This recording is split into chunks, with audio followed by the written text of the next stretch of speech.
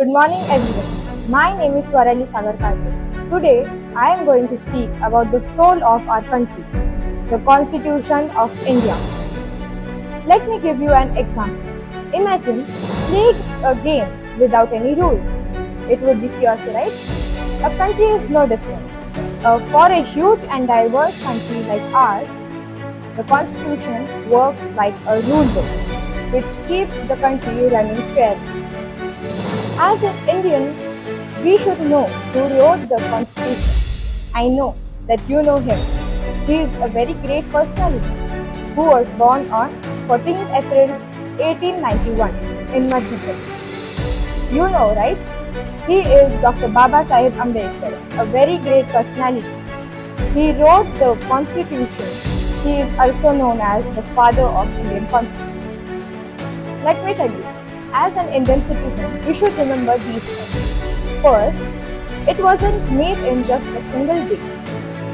After India got free from the British rule, 299 means 299 wise men and women were led by Dr. B.R. Ambedkar and spent literally 3 years discussing every single law of our country, of the Constitution, because they wanted to make sure that in the independent India, every citizen, rather he or she is rich or poor, everyone should be treated equally.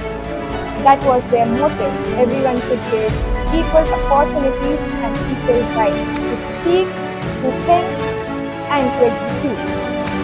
After that, the most awaited question is, why it is so special?